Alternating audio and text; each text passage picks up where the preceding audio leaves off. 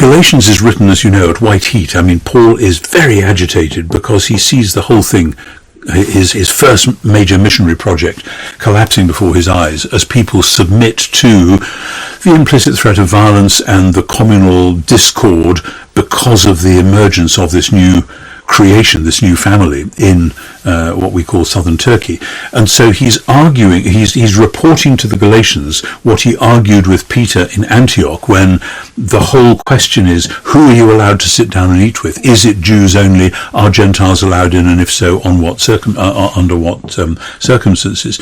And so Paul, in arguing this out, pulls it down to himself to make it very personal. Not that his experience is sort of, you've all got to copy me, but if you understand what's happened to me, Paul, then you'll see why we have to be the people we have to be. So he says, I, through the law, died to the law so that I might live to God. This is a very sharp thing for a Pharisee to say. I died to the law.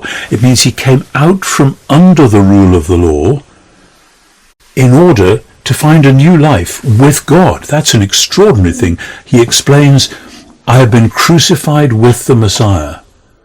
In other words, a crucified Messiah, if God sends a Messiah and he gets crucified, and that was God's plan, this means that God's whole plan is cruciform, shaped by the cross. So then he says, I am alive, but it isn't me any longer.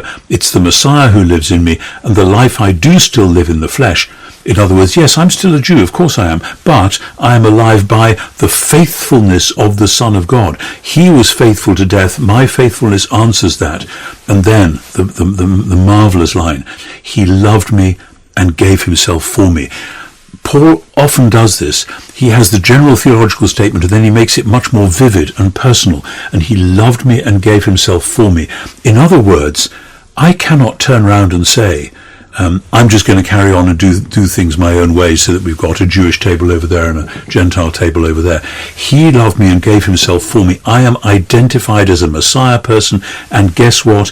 Because his death dealt with sin, therefore any Gentile sinner who is a Messiah person, he is a sinner or she is a sinner no longer. Therefore, we form the one family, the one body of the Messiah. So this is part of Paul's great argument for the unity of the church, but it's all rooted in the achievement of Jesus, who loved me and gave himself for me.